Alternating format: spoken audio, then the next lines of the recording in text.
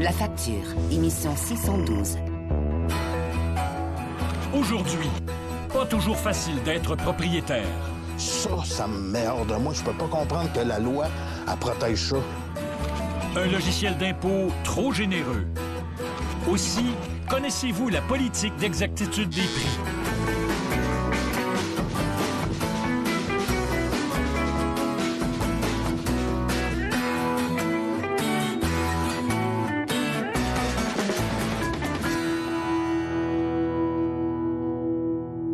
Bonsoir, bienvenue à La Facture. Vous possédez un ou deux logements que vous louez. Et vous le savez, entretenir ce genre d'immeuble, c'est de l'ouvrage. Cela ne vous rend pas millionnaire, c'est un revenu qui vous permet d'arrondir vos fins de mois. Mais imaginez que les loyers ne rentrent plus et que cette situation dure des mois. Et imaginez qu'au moment où vous avez le plus besoin de lui, le système de justice détourne le regard.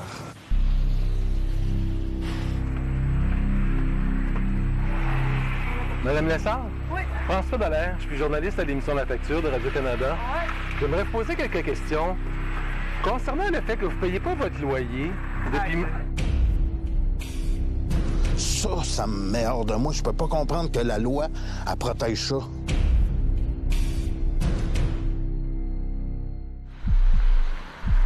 Nous sommes au palais de justice de Drummondville.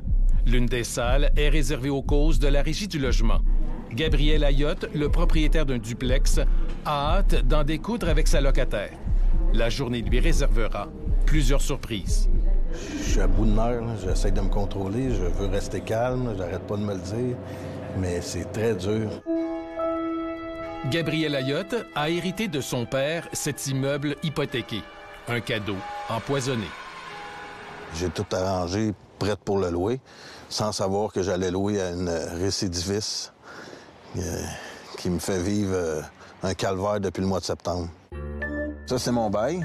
Le bail est signé par Nancy Carrier.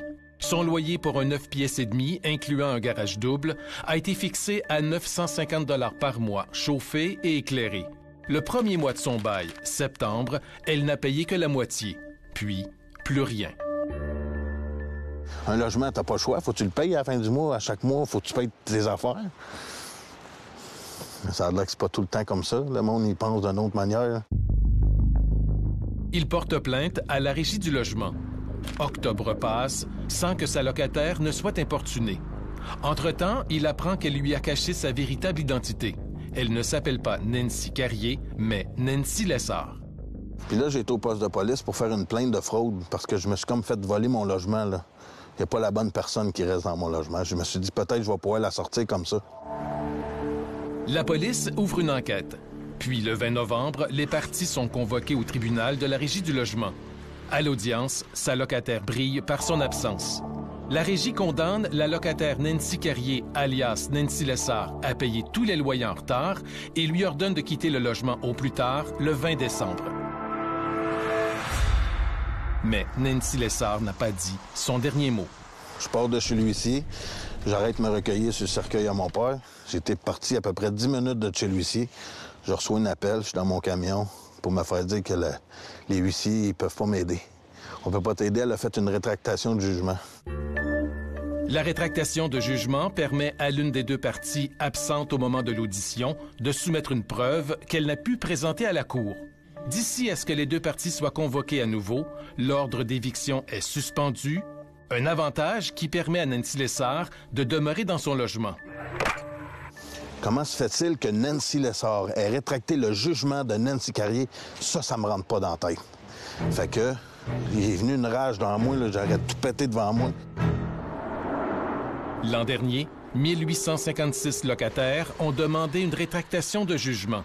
C'est 3 fois plus que les propriétaires. Dans ce cas-ci, la locataire utilise un stratagème pour neutraliser ni plus ni moins le système judiciaire. Le porte-parole de la Corporation des propriétaires d'immeubles du Québec dénonce l'abus de cette disposition. Toutes les rétractations, les demandes de rétractation ne sont pas nécessairement abusives, mais on comprend bien que c'est le meilleur moyen pour les locataires qui veulent éviter l'expulsion d'étirer impunément les délais sans avoir à rendre des comptes. Noël passe, janvier, février, toujours rien. Nancy Lessard est toujours là. On est le 4 février et je n'ai toujours pas de date pour passer devant la Régie du logement. C'en est ridicule. Nous voici le 4 mars. Les parties sont enfin convoquées. Mais Gabrielle Ayotte craint que sa locataire lui fasse faux bond et qu'elle se fasse représenter par un avocat. Ses craintes sont fondées. J'ai parlé, là, il y a 2 jours. Je suis pas dans le dossier pour l'instant. Qu'est-ce que vous avez demandé de faire aujourd'hui? De faire une remise. C'est ce qui me fait le plus peur aujourd'hui. Que ce soit remis encore à une autre date, puis là, on verra pas l'heure d'avoir une date parce que mon dossier se fait oublier sur un bureau. Quand le système judiciaire lui-même fait en sorte que le délai prend de l'expansion, alors là, on se retrouve ni plus ni moins avec un préjudice qui est causé essentiellement par l'inefficacité des tribunaux.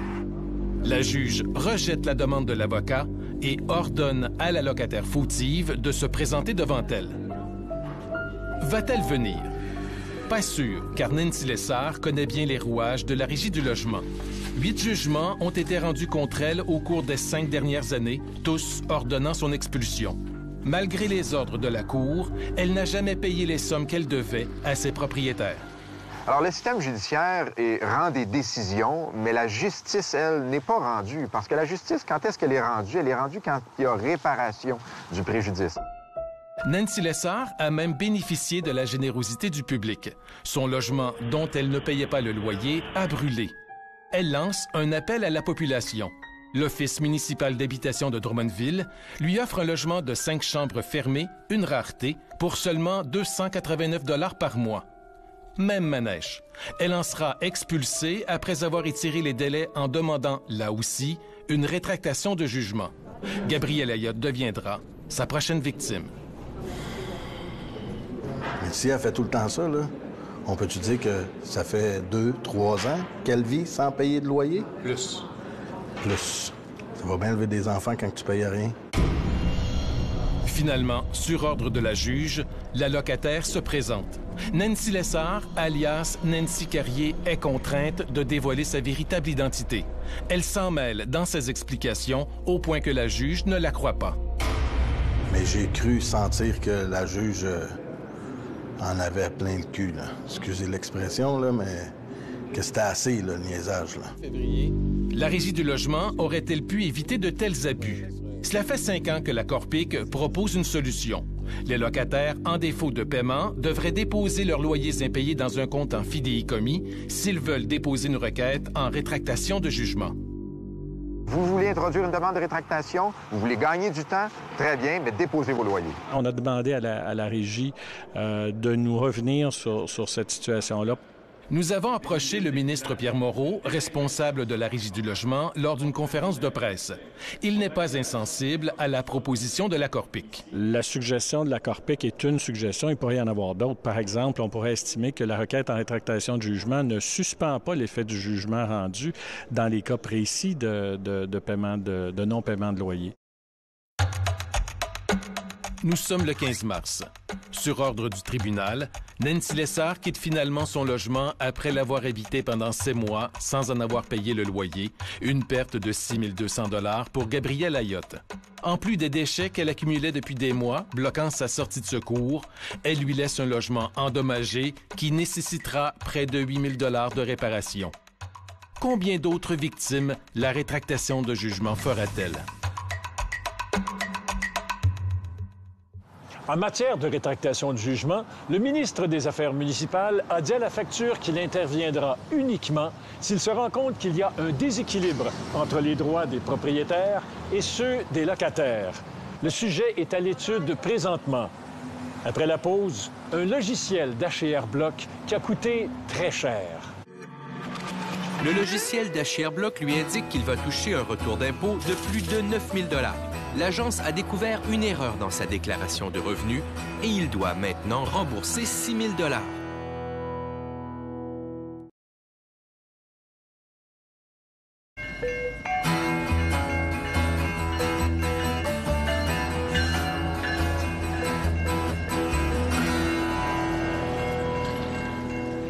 H&R Block est sans conteste le géant des rapports d'impôts.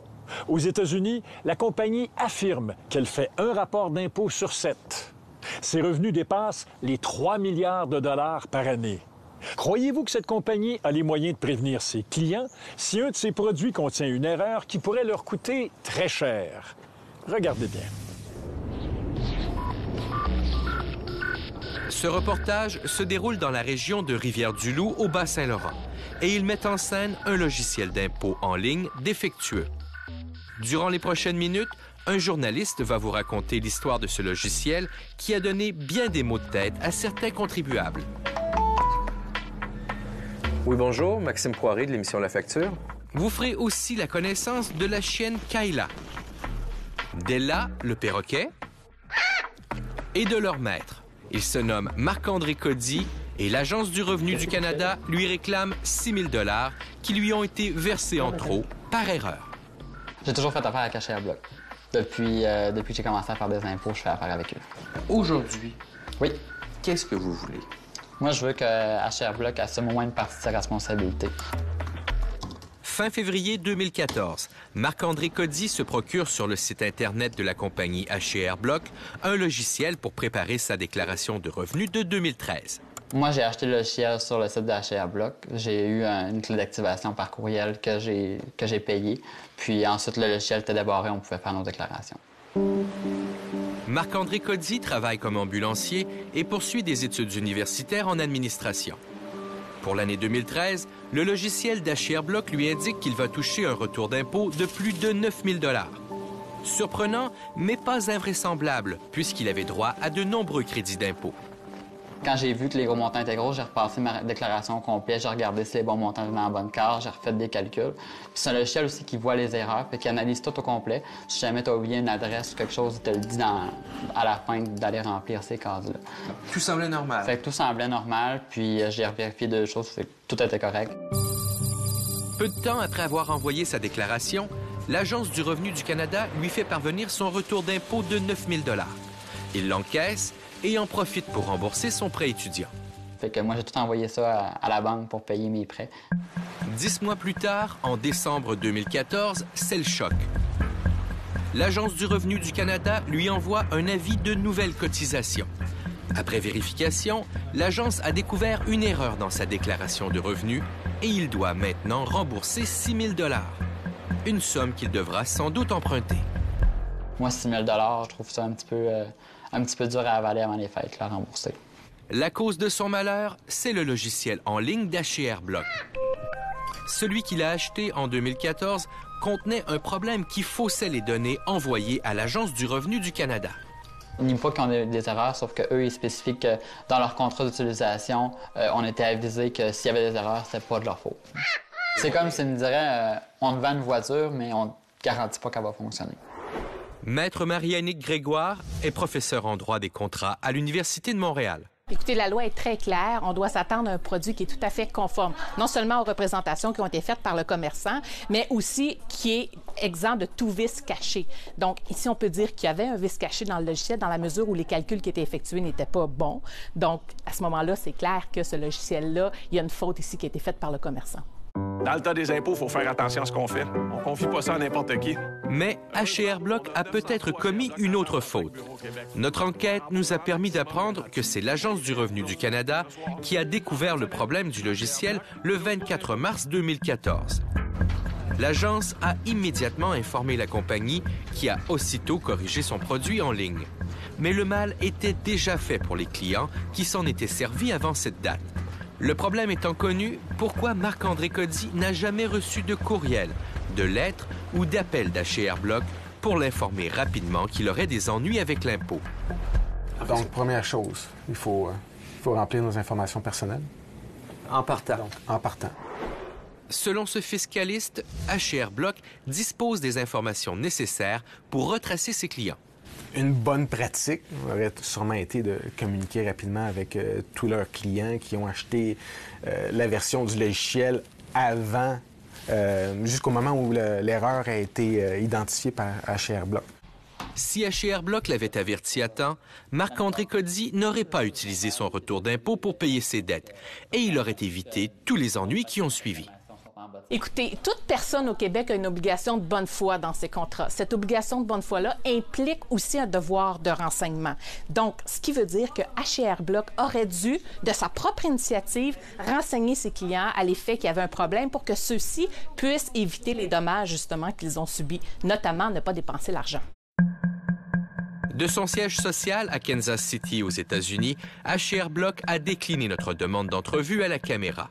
Dans un courriel, la multinationale de l'impôt écrit qu'un tout petit nombre de clients ont été touchés par son erreur et qu'elle a tout fait pour les contacter rapidement. Peut-être, mais le cas de Marc-André Cody n'est pas unique. D'autres clients d'H&R Block nous ont dit avoir vécu la même situation et eux aussi n'ont jamais été contactés par la compagnie. Merci d'appeler le soutien à la clientèle de H&R Block. Marc-André Cody va payer sa dette de 6 000 $ auprès de l'Agence du revenu du Canada. Maintenant, peut-il être dédommagé pour l'erreur d'H&R Block? Jusqu'à présent, la compagnie a accepté d'offrir une compensation aux clients qui se sont plaints pour payer les intérêts et les remercier de leur patience. Je suis quand même prêt à comprendre qu'on a été un peu naïf dans cette histoire-là et tout ça, mais j'aimerais ça qu'ils prennent au moins leurs responsabilités. Marc-André Cody a reçu un chèque de 680 $ d'H&R Block. Il croit que ce n'est pas assez. S'il va devant les tribunaux, ses chances d'obtenir plus pour les troubles et inconvénients qu'il a subis sont plutôt minces. On n'est pas aux États-Unis ici, on est au Québec. Donc, les sommes qui sont accordées à ce titre-là sont vraiment minimes. Il n'y a pas personne qui va aller chercher la lune avec ces montants-là. H&R Block dit que tout est rentré dans l'ordre avec la nouvelle version du logiciel en ligne. Mais Marc-André Cody a perdu confiance. Nous garantissons que nos calculs sont précis à 100 %. Je crois qu'ils devraient reviser leur site Internet. C'est pas la réalité pour toi, ça? Non, c'est vraiment pas la réalité pour moi.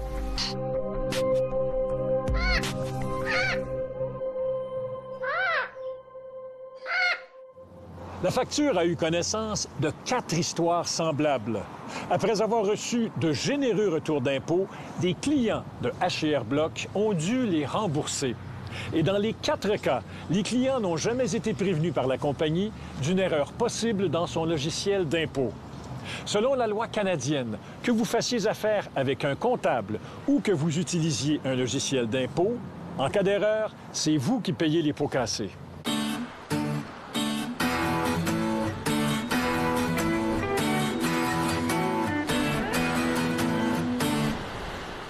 Le jeu du vrai ou faux maintenant. Vous avez peut-être vu cette publicité à propos d'un vaccin pour le Zona. Vous décidez de vous faire vacciner, vous prenez contact avec votre CLSC. Mais à votre grande surprise, on vous dit que cette dose de vaccin vous coûtera 150 $. Alors, vrai ou faux, un CLSC ne peut pas vous faire payer pour un vaccin. La réponse après la pause.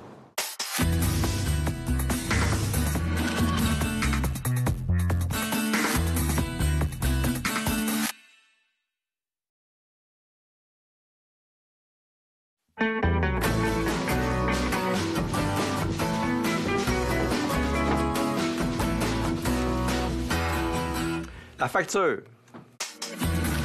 Vrai ou faux, un CLSC ne peut pas vous faire payer pour un vaccin. Faux. Un CLSC ou une clinique médicale peut vous faire payer pour un vaccin qui ne fait pas partie de ce qu'on appelle le calendrier régulier de vaccination du Québec. Ce sont les vaccins pour enfants et pour adolescents et le vaccin contre la grippe pour les 65 ans et plus qui font partie de ce calendrier. Pour nous joindre, composez le 514-790-2636 ou le 1-800-790-2636. On vous a déjà parlé à l'émission de la politique d'exactitude des prix. Le commerçant doit vous fournir la bonne information au sujet du prix d'un article que vous songez à acheter. Tout cela, bien sûr, pour vous permettre de prendre une décision éclairée. Cette réglementation est là pour vous.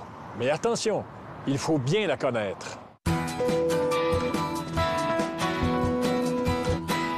Louis est séduit par une paire de patins. L'étiquette indique 225 $. Mais à la caisse, on lui demande plutôt 250 $. On lui montre une deuxième étiquette qu'il n'avait pas vue sur les patins. Contrarié et sûr de ses droits, Louis réclame 2 choses. 1, qu'on lui laisse les patins au prix le plus bas, 225 $. Et 2, qu'on lui accorde en plus un rabais de 10 $ en vertu de la politique québécoise d'exactitude des prix. Louis a-t-il raison? Oui, pour sa première réclamation. Selon la loi, si 2 prix différents sont étiquetés sur le même article, c'est le prix le plus bas qui prévaut. Mais pour sa deuxième réclamation, le 10 $ de rabais, c'est non. Pour que Louis ait droit à ce 10 $, il aurait fallu qu'il achète ses patins dans une grande surface où les prix sont seulement affichés sur les tablettes. Or, dans ce magasin d'articles de sport, il y avait une étiquette sur chaque paire de patins. Le fin mot de l'histoire? Faire respecter ses droits, c'est bien. Connaître la loi, c'est mieux. Voilà, c'était la facture. Où que vous soyez au pays, à Yellowknife ou à Fredericton, merci beaucoup d'avoir été là. Si vous avez des commentaires ou des suggestions de reportages à nous faire, n'hésitez pas, téléphonez-nous ou visitez notre site Web. Voici maintenant des extraits de ce que vous verrez la semaine prochaine.